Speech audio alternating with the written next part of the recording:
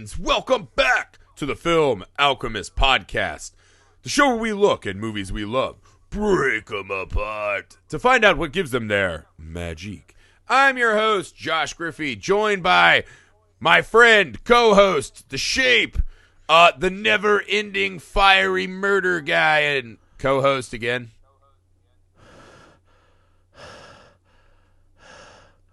Alex Dandino. That was creepy. No.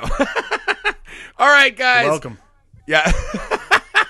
All right, if you're joining us today, we hope you loved the show. In that vein, we'd like to ask you a favor. If you could take a second right now and leave us a rating and review wherever you find the show, that means the world to us. And for those of you that have been doing it, we see you and we appreciate it very much. You can also subscribe to our YouTube channel so you can see the faces that make these voices. That is Nerd Alchemist, plural, with an S at the end.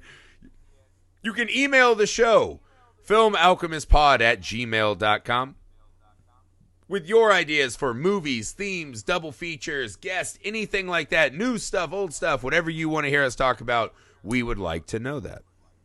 Also, We're on all the social medias you're on, so go ahead and get at us. Let us know. Talk to us. Get a hold of us. All right, enough business. We continue our sojourn through the abyss of the horror genre. This month, every day for October, we are covering a brand new horror movie for your listening pleasure. We have hit the crown jewel of this October, the Halloween series. So, if you haven't yet, please take a second and download yesterday's episode on Halloween 1, one of the all-time horror classics.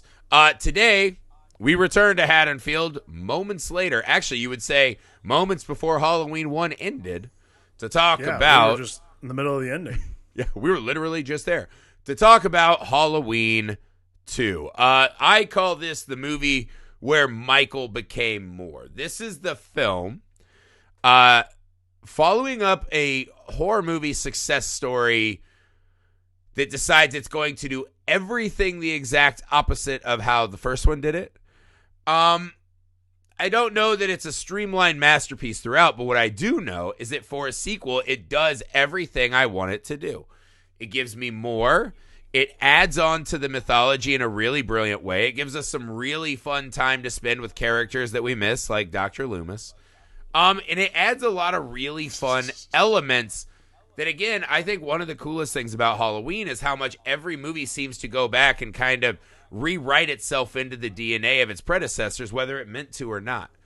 So I think Halloween 2 is a wildly successful horror sequel. Alex, what were your biggest takeaways with Halloween 2 this time? Halloween 2 is such a weird, I don't know, almost violation of the first movie. All the things that I love about the first Halloween, it sort of just doesn't do in a lot of ways. Yeah. There's a couple of beats that I really enjoy that the first Halloween couldn't do, just because it didn't have the same bravado that I'd say this movie does. But there's still I like the Halloween movies because there's still a lot to love. I don't love them nearly as much as you, but the first Halloween and like many of the other Halloweens, Halloween 2 is no exception. There's things that are entertaining and there's things that make it worth watching. So, yeah. Well, it's kind of, it's a different movie so fast, right? Which is, it starts off and it's like, oh, that classic John Carpenter theme. One of the most classic movie themes of all time is Halloween's. Let's church it up, right? Let's add more to it. What if this time the pumpkin separates and shows a skull? In case we don't get the subtle imagery of why that's scary. And I was like, oh, we're doing this movie, right? Michael is not kind of the shadowy shape in this one. We lose a lot of that kind of mystique of Michael, but I don't think it hurts him, which is the good thing about the film, right? So right away, we start off again with where we left off, but we see Michael now running away. To your point, this is where we see Michael actually bleed. Michael's bleeding his own blood, right? As Ben Stiller would say. Right. And this is where they start doing some really fun, like Loomis is out there. Oh, I shot him 6 times. He's not a human. Right? You're like, all right, here we go. But the scene I love, and they're like, oh, they do get this, is when he walks into the old people's house, right? The old people who, on the night that everyone's getting murdered and screaming, Michael walks but a couple houses down and is able to just walk into these old people's lives as they're watching on the news this story about these dead bodies they found in a house just down the road. And it's such a cool fucking scene, right? That Michael's in the background almost partaking for a second in the coverage he's now created, which is a new way to think of Michael. So I knew in that scene, I'm like, oh, they still get what really makes Halloween work, right? Because I was expecting we're going to brutally slaughter this old ham sandwich lady and her husband, and they don't. They actually have one of my favorite scenes in the movie, which is where she just knows her knife's gone and sees blood that shouldn't be there and just fucking screams helplessly. Her illusion of safety has vanished. What did you notice the film doing really well in setting up in this first phase? I mean, to me, this is like this. It's funny. Like, I did a lot of reading about like how, because honestly, like I cannot, for the life of me, remember the last time I watched this movie. There's a very, very good probability that I've never seen this movie before. So it was really fun to watch. It's really fun to watch either again or for the first time. Again, I literally remember nothing other than actually, okay, no, I had seen it before because I remember always thinking that Jamie Lee Curtis's hair looked like shit. That was like always my thing. That's your big takeaway? Well, I mean, I hadn't seen it in like 20 years. So I would say like the thing that makes Halloween 2 work is that, yes, like the ratcheting up, it's fascinating. Like the ratcheting up of things normally doesn't do it for me. Like it really, but there's two movies that I think it actually works really well in. Is one, Scream 2, ratcheting up works really well. And then I really liked, and again, I really like Nightmare on Elm Street, the Nightmare on Elm Street, Freddy's Revenge. Halloween 2 is really fascinating in that the ratcheting up is almost just for the panache of the movie itself. The things they add, and again, like this is where we actually get into the narrative, like the arc of the Halloween story itself. Like that's the stuff that really kind of gets you going, and that's the stuff that I think is really engaging and interesting. And that's the thing that I think everybody kind of comes back to, which again, yesterday we talked about sort of how much watching these movies informs the first one and informs your like impressions of the first one. And so watching this is really fascinating because once the narrative deepens and once you get into the Laurie Strode and even the weird even the weird occult thing that comes up literally once and then is never spoken about again. The deeper you get into it, the more you realize, like, and it's funny because I remember I watched it, I'm like, oh, that's cool. These are interesting little hints to drop. That's kind of fun. And then I literally read on Wikipedia, like, they interviewed John Carpenter, like, he was like, yeah, what I remember about writing is I drank a lot of beer and I was like, what the fuck am I doing? I don't know. And that was like the quote. How do you follow up something that is like your masterpiece? Yeah, that's a hard one. I think what is hardest about Halloween 2 is the hospital is such a strange choice, right? Because one, everyone already feels uncomfortable and unsafe in hospitals. No one goes in a hospital and is like, dope. Right? So already you're losing one of the key kind of subtext of the first movie. And it's strange because every character they put in there is kind of super thin and useless. Like, even in the first movie, we somewhat care about Laurie and her friends, right? Like, we're a little bonded in at that point. No one in the hospital gets to that level. No. Even well, I mean, like the one guy is the EMT guy, but then you're like, stop trying to make moves at Laurie. She just got attacked and is clearly on drugs. Stop going in to spit game at her. So he's probably the creepiest creep. Even his stuff, like, again, like, it's even like the little banter, like, because in the first movie, the girls walking home are talking, like, the banter in the break room. Like, he's like, you know what I would go for? Fucking pizza, sausage, peppers, and onions. I'm like, who gives a shit about your pizza order, man? There's literally shit going on outside. Like, I remember this time watching, I remember thinking to myself, like, who cares about any of these people's like mundane observations on life? Just fucking kill them. Like, that was that was like my initial thought. I was like, oh, I'm so motivated for these people to die. Yeah. I mean, that's the weird thing is I think the hospital stuff is a setting and characters to kill don't really work, right? It feels more like traditional 80s slasher, like just fill it up. The only couple times it works is like with the security guard and the nurse who's on the walkie-talkie trying to like help him, is you get this real sense of what the fuck would these small town people do in this larger than life event is happening, right? The overwhelmed nature of them. I mean, especially the security guard when he's just like walking around sweating and you're like, this guy has never done this in his tenure here. And when life cardio? Yeah, True. Yeah, cardio. And when life literally puts that claw hammer in his forehead, you're like, that's a pretty good symbolism of what it would be like to be that guy and then be called into action, right? So that works a little bit. I mean, I felt like the stuff outside of the hospital worked really well, right? The inside of the hospital becomes classic. Try to get the best kill you can, but it just doesn't matter the way that Halloween does, right? There's not the story happening outside, though, is where it's at. But, like, they even do weird things. Like, when Michael leaves the house of the old people, right? He doesn't kill them. He's still on a mission. He's still alive somehow. This is where they start introducing him as a very... Like, by the end of this movie, there's no doubt he is a supernaturally enhanced being, right? Right. He walks up and just sees another teenage girl with her door open and walks in and kills her. I was like, oh, why? Like, that's not... You know, like, is he afraid he's out of practice from 1 hour ago? Like, what are we doing? I was like, come on, man.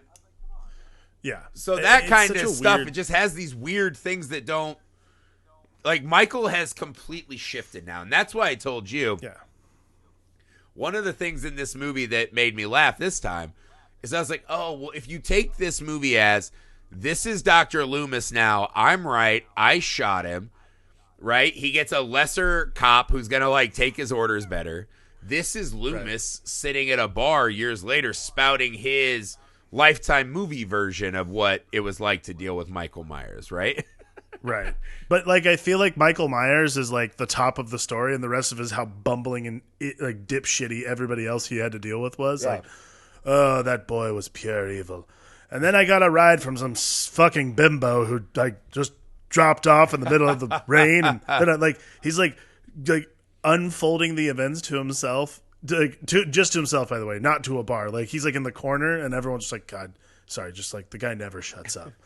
But he's like going down the list of events and complaining about everybody else. Yeah, just talking down to everyone. But this is the weird part, though, right? Because like one of the scenes that struck me is I'm like, I don't accept that as something Michael Myers did.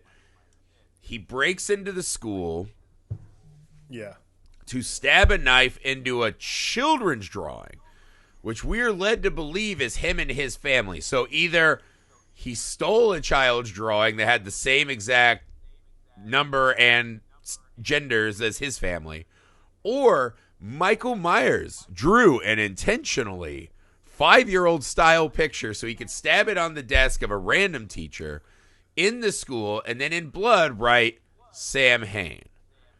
That is the scene where I was like, what? But then once Donald Pleasance starts talking about Samhain, you're like, yeah, fuck yeah. You're like, I'm in on this, right?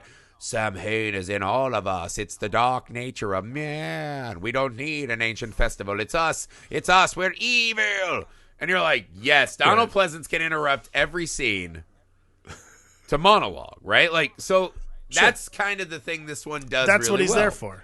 Is like, but that scene, you're just like, between that and killing the girl, you're like these Michael Myers moments are strange. But then they'll lay in a scene, right? Like one of the scenes that struck me is as we're starting to get the news and people are hearing about what's happening, right? We have the guy carrying the Radio Raheem boombox who's listening to local news on Halloween night, right? He's like, hey, what's up? Just staying current, y'all. Right? That guy's pretty much the coolest guy ever. That guy definitely has every NPR podcast on a smartphone now. But Michael Myers bumps into him. And that is the first time we've seen Michael Myers walking through the busy, bustling streets of Haddonfield. Yes. And even after he's committed murder and we know he's bleeding and his hands are covered in blood, no one looks twice at him. That was a great additional scene to add into this movie, right? Yes. In the first one, it almost feels like Haddonfield shuts out any potential that there's a problem. This one is just saying, like, they literally just can't fathom it. He's just walking amongst the people. Right. It's like I was saying, it's like I said yesterday, like, honestly, it's about just, like, these people not caring. Like, it's, these people are so much, again, between it is these one of those movies, things, too, though. I don't know if this struck you, as I was like, oh, my God, there was just a time when we didn't instantly know things. Yeah. No, it's, again, which like, is extra anytime scary. Anytime we watch horror movies where there's no cell phones available, because, like, that, again, we talked about this a bunch of times on other pods, like, the invention of cell phones has literally killed horror movies. No, now every movie just has to have the scene like, shit, no battery, no bars. Yeah, everybody's got every one of those. horror movie has that. There was a time when there was no availability like that, and there was nothing connected. And also, like, we didn't instantly know everything. We didn't have a bunch of Karens running around, like, making vids of, like, you know, whatever they're making. We had the Karens, like, we just didn't get them on tape, so they were allowed to proliferate like gremlins. What's interesting, like, the Karens of that time were called Mrs. Kravitz's, and all they did was sit inside their house, and whatever they could see from their fucking window, that was it. Like, so they'd bitch about it to their husband, and then never, like, came up again. But that's like, but again, that's where the like drama of Haddonfield lives, and that's why the Michael Myers story itself is so compelling, because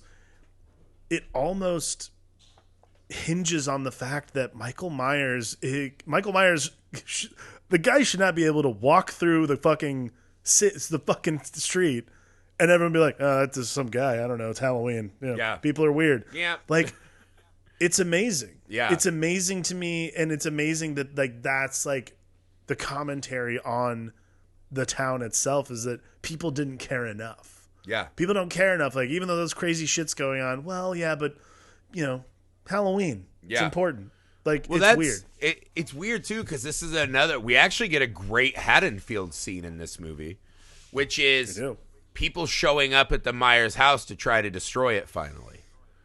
Like, now, after this time, they want to bring it down. Now that it's happened more than once, you're like, well, it wasn't a blip. Now it's a nuisance, and I can't be gardening and looking at the murder home. Like, now we must bring it down with rocks.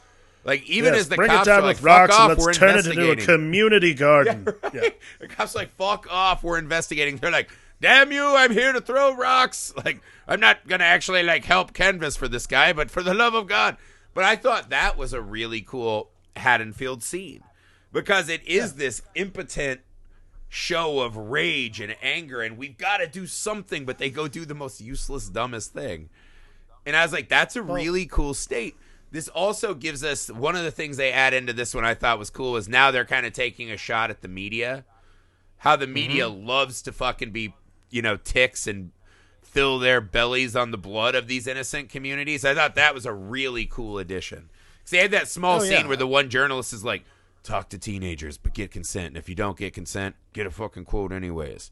Like, just totally flouting ethics, right? These people are here. Because one of the scenes that devastated me this time that I don't know that I'd ever really been hit by is when the sheriff, you know, who's been running around with Loomis, is trying to help. They say that Annie's one of the bodies, right? So he pulls the sheet back and he has this realization that his daughter's under there, right? His teenage daughter. They had kind of a fun, like, rapport in the first one. And you just hear those shutters going off. This man's lowest fucking moment, right? A police officer who can't protect his own daughter. She's dead. All his hopes and dreams for the future, her future, are dead, right? And all you hear are those fucking shutters, right? It reminds me of the end of the first one where Michael's just breathing as we see, like, living rooms and attics and whatever. That's what this was, is like there are just these fucking evil forces in our society that are just looming, waiting for tragedy. That scene rocked me this time. Well, yeah, I mean, that's the benefit of it's the thing that this movie does so well, particularly, is like if you bring in the outside influences, like, and especially the media, they're vultures. Like, that's part of these it honestly reminded me of like it's just a bunch of Gale Weathers. Yeah.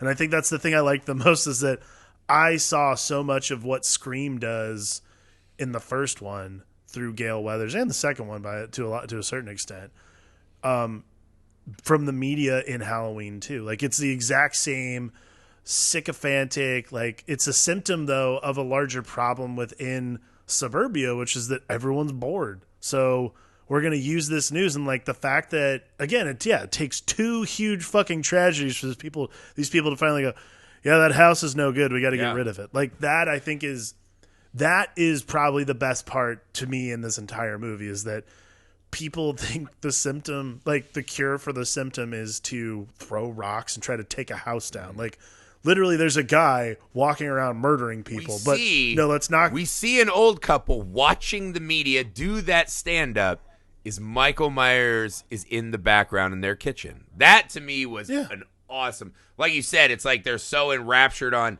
other people's tragedies. That's somewhere else. It feels distant, even though it's right down the block. Right, exactly. And it's just, you're at the point now where you're watching, you're like, why are these people trying, like, what does it matter to take down a fucking house? Like, it's not like the guy was in there. Mm-hmm. Like, again, it's redirecting tragedy. They want to bring that down so they're not reminded. And that's a really cool visual. Well, that, and I mean, like, it's redirecting your grief and redirecting your anger to a thing that you can control. Like, and I think that's the thing that I like the most about this is that it places as much blame on Michael Myers' state of being and also just his ability to sort of move through the community. It places as much blame on like the bumbling police department and Dr. Loomis as it does on the people of Haddonfield itself. And again, that's like, I don't think people pick up a lot of the time. I mean, I could be wrong. I feel like a lot of the time people gloss over Halloween movies in general, but there is some great subtle subtext, at least particularly in this one. And again, it's John Carpenter writing, so I don't know if he did that intentionally, but I like it a lot. Well, it's another way to take the piss out of this American dream, right? Is that now we're seeing it as this staging ground for these fucking horrific media types. So it feels like a soap opera set now. I thought that stuff was fantastic. The thing that really jumps out at you in this movie is when Michael Myers and Dr. Loomis pick it up a notch. Like now this is Dracula, Van Helsing, Moby Dick, Ahab. These are not two normal men moving about society anymore, right? No. Loomis less than. Just the fact that he talks about Samhain. I've been researching Samhain because I have a little boy who hasn't talked for 15 years. There's an extra level of, Loomis, and he's screaming at police officers. He, now you're like, when did he get that gun? Why the fuck does Loomis have a gun? Like, the cop kind of chuckles about it at the start, like, Loomis is checking his guns before we go see this house mob. But then not more than 20 minutes later in the film, I feel like, Loomis puts that gun to a cop's head and is like, what is it you boys do? Warning shots? Pfft, shoots the fucking window out inside the car, which would rupture all their eardrums. I was like, Loomis has gone insane. Loomis is, I mean, like, how the fuck does this worst coworker, worst down talker have a fucking gun? He's the last person who should have a gun. I mean, the fact that I don't know, and I don't know if this struck you, but the fact that he wasn't arrested and brought to the hospital or something like that, like if they like fucking clipped him and then brought him to the hospital, I feel like that almost would have made Halloween 2. I don't know. It's Wait, you think they should have clipped Loomis so he was like sharing a bed? Oh fuck yeah! You wanted the Matrix 2 ending where he's just head to head, Smith and Neo, Myers and Loomis, a meeting of the minds. No, I wanted a Matrix 2 ending where Loomis like, hello, I am the architect. That's what I wanted. Absolutely. Well, this is because you brought up a good point earlier, which is the way they just casually throw out Samhain, right? Like Samhain, this is a thing. Which seems to be what they're setting up for the extended, multiverse, if you will, of what Halloween could have been, as we see in Season of the Witch, Part 3, and this and that.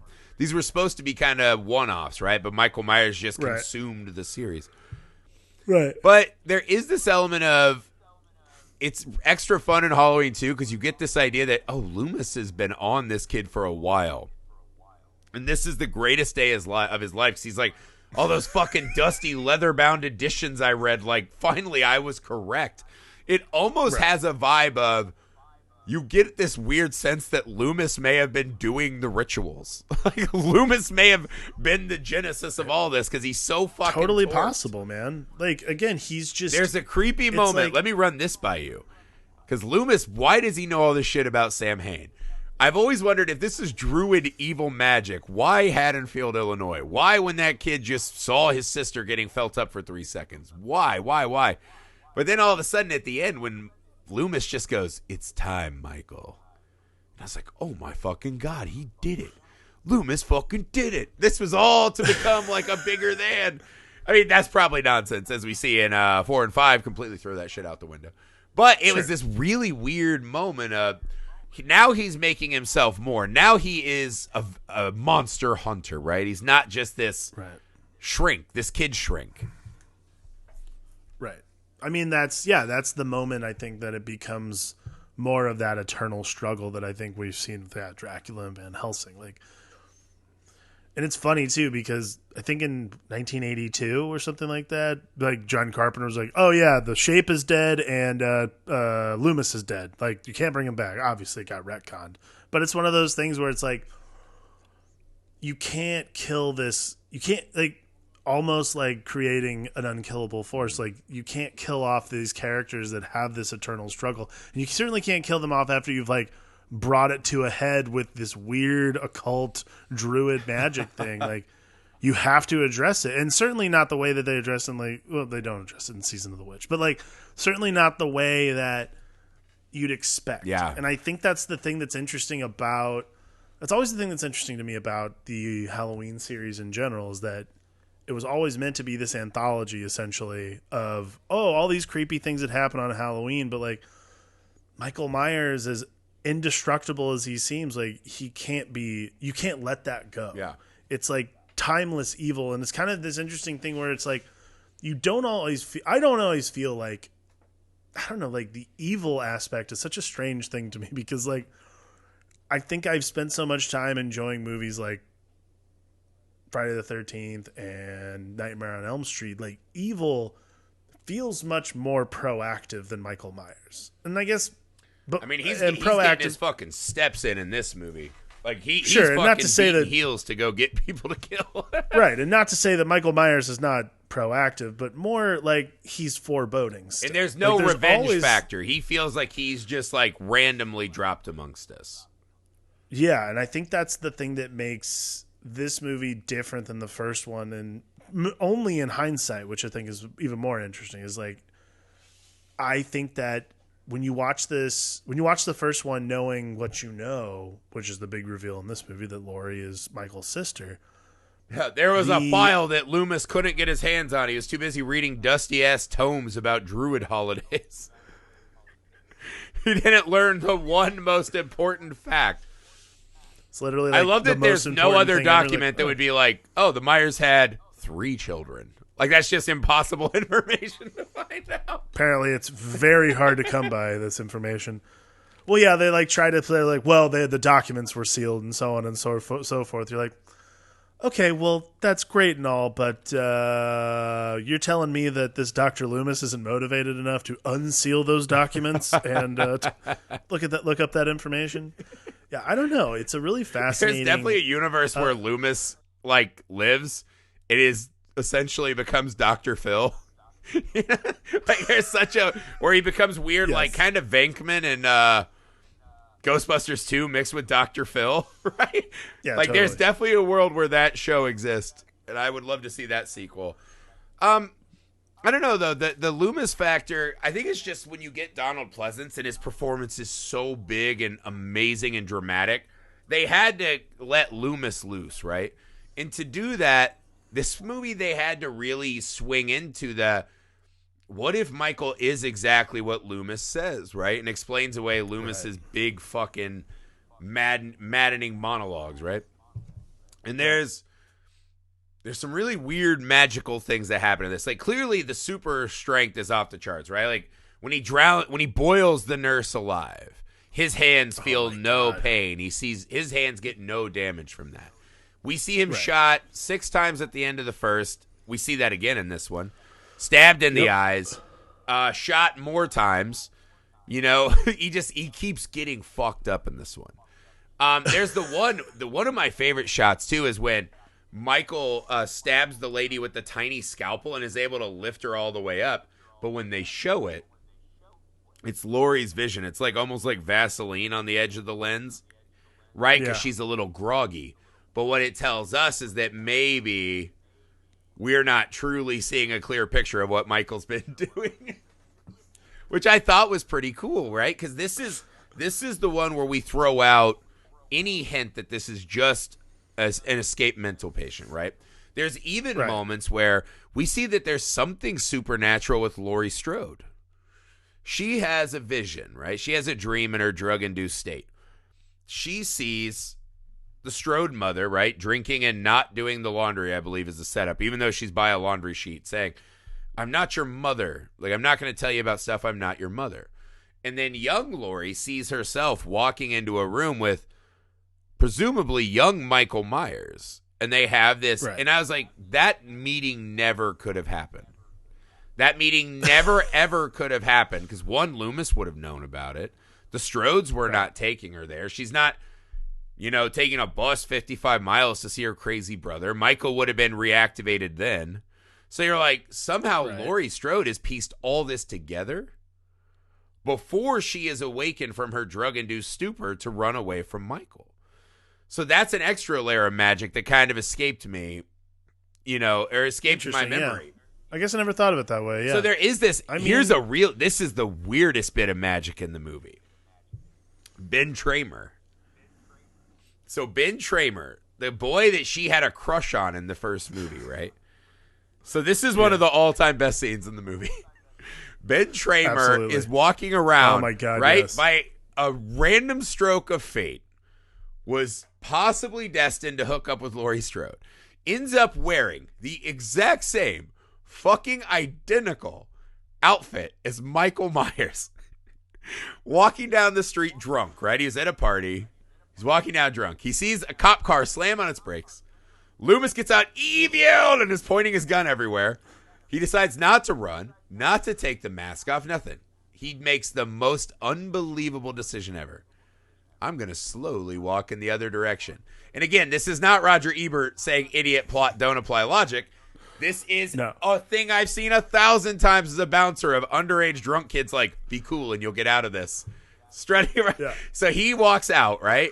The deputy that the sheriff called back smashes into him at like 80 miles an hour. And the Michael Myers visage goes up in flames, right? Right.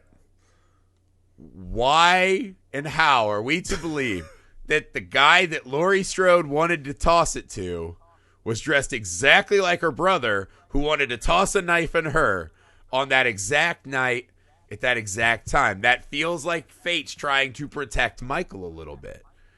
Do you think that Michael saw Ben Tramer in that costume in the first one and we are to believe that he was just copying that? I don't know when because the way I read it is that he got to the Myers house late at night, was already there when Laurie got there to drop the papers off early in the morning, already had the jumpsuit, and we see he has the mask by the time she's in English period, right? So the earliest he could have robbed the store is before second period at school, lunch period at school, whatever, right? Yeah. So I don't know where he would have seen Tramer. And also, how would he know that it was Tramer? Because Laurie confesses to Annie, I think Ben Tramer's kind of cute. Like, that's her first confession. But if her and Michael could share a connected bridge, like we saw in the dreams, maybe that's why. Why is Ben Tramer placed in this game of cruelty between druids and Myers and Loomis? The scene with the Ben Tramer's death, when he turns around, I honestly laughed just because it did remind me of college. Like, I am not going to go that way. He literally just turns and he's like, fuck, fuck, fuck. You can imagine him under the mask just going, fuck, fuck, fuck, fuck, fuck, fuck, fuck, fuck, fuck. Yeah, absolutely. Be cool. But, I mean, yeah, it is like this bizarre stroke of fate to push I mean, that's all it is. Like, it Because is it doesn't the really druid throw magic. the cops off the scent. They're still looking, right? But it's the druid. It's magic. Like, and again, like, Strange. it's interesting when we watched it this time.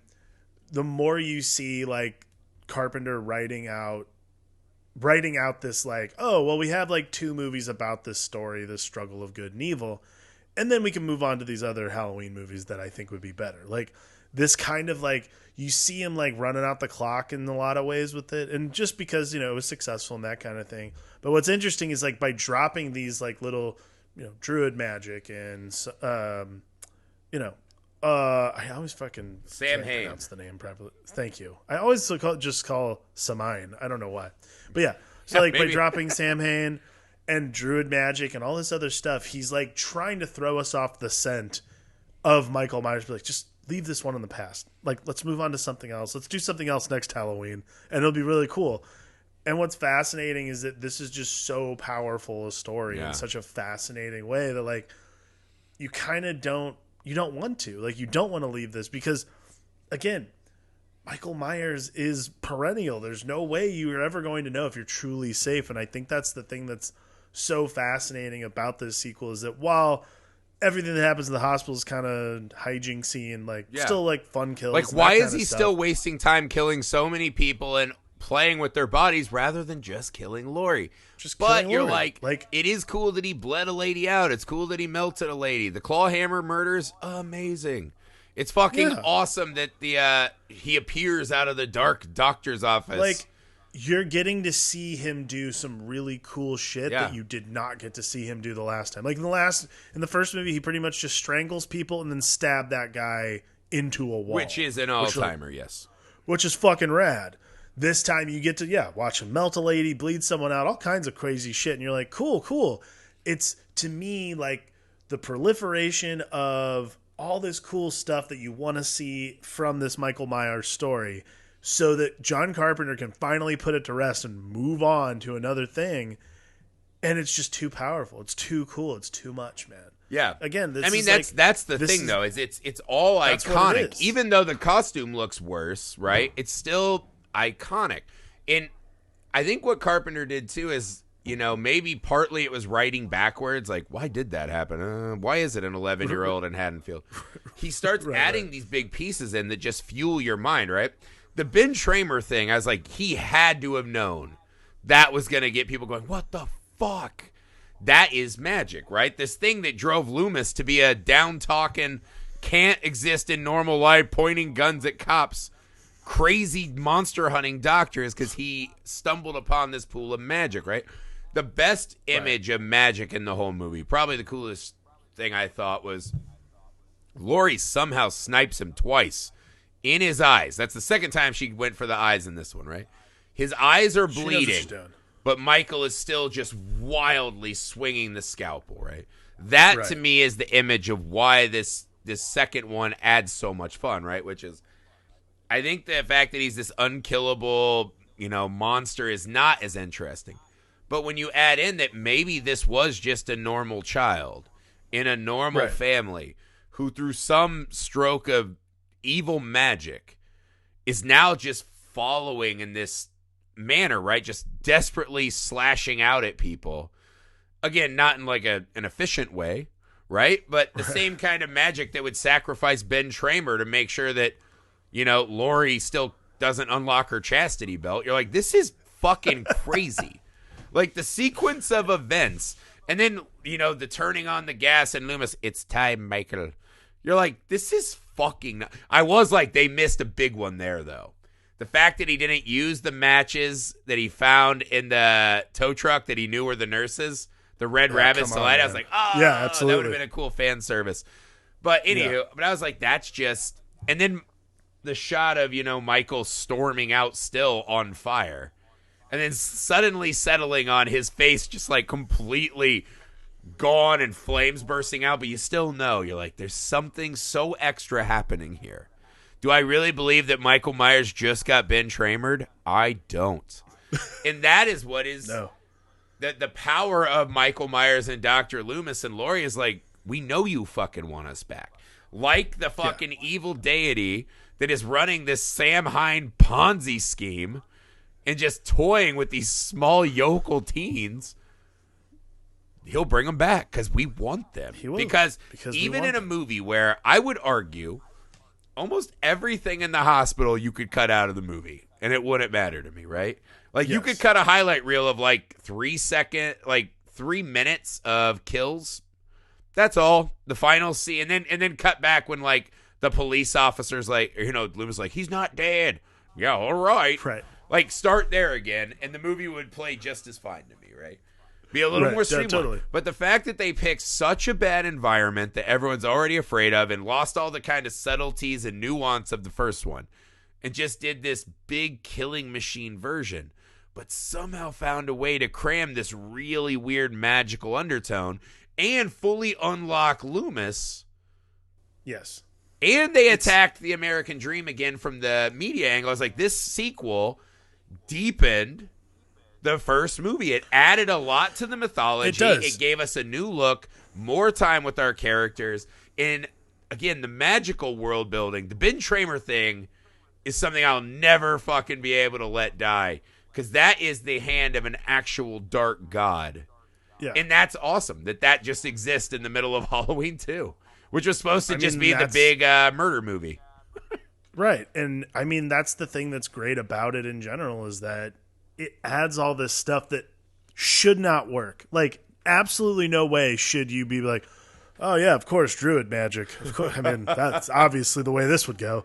Like, shouldn't work, shouldn't care. Like, that should not be a thing. And we should all have, like, in any other world, there's a world where we all saw this movie and we're like, the fuck is this about? Are you kidding me? Mm-hmm.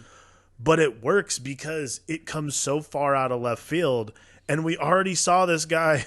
And yes, besides Ben Tramer, we already saw this guy take 6 bullets to the chest. Yeah. Some get stabbed in the eye and he's still going. It's like, there's got to be something else at work here other than like, well, he's tough. Yeah, and the psychic bridge, Laurie having abilities. Because honestly, that's like the big black eye of the movie to me more than anything.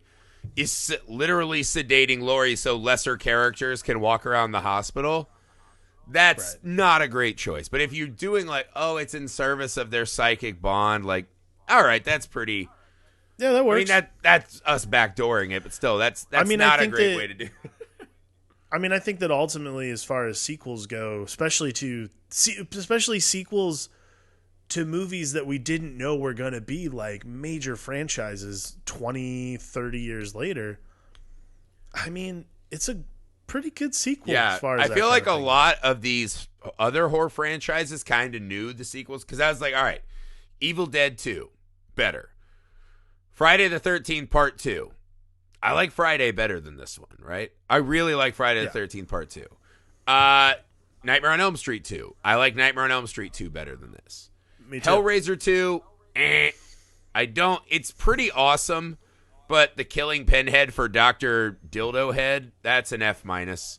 Child's Play 2, all right, now we're probably like in the ballpark. But that's what I mean. If you start going, I mean, Texas Chainsaw just went like super weird murder Looney Tunes. It's in the mix. It's not dramatically worse than most. And I think, honestly, Part 2s are some of the better movies in most horror franchises. I think so, too, because once you get the, like, I feel like Part 2s in horror movies, you get your moves down. Yeah. So, like, you're like, cool, I know what I'm doing Now now. we got like, the thing and we can blow it up, right? And this one does exactly. that. And again, I focus on the Ben Tramer magic. It's one of those movies that somehow still works a lot, even though all the stuff I wanted wasn't necessarily there. It was all different and, but still in a good way to me. Yeah. It's good, man. I like Halloween too. Yeah. It's a solid joint. R.I.P. Ben Tramer. You didn't deserve this. Unless you were part of the ritual, brother. All right. That's it for Halloween 2. I hope you guys enjoyed it as much as we did. Again, please take a second and leave us a rating and review wherever you find the show, especially Apple Podcast app. It really does mean the world to us, guys. Thank you for those of you who have done that. You can find us on all social media sites where you're at. We're there, too. Get a hold of us. In that vein, email the show, filmalchemistpod@gmail.com. Let us know movies you'd like to hear us talk about, guests, double features, themes for a month. New stuff, old stuff. If you want to hear about it, we'd like to talk about it. So let us know, man. Reach out. Also, you can subscribe to our YouTube channel if you'd like to see our faces, along with some new fun content that we're rolling out. Nerd Alchemist, plural, with an S at the end. All right, guys, another movie down on the sojourn through the abyss of the horror genre. We'll be back tomorrow with Halloween 3, Season of the Witch.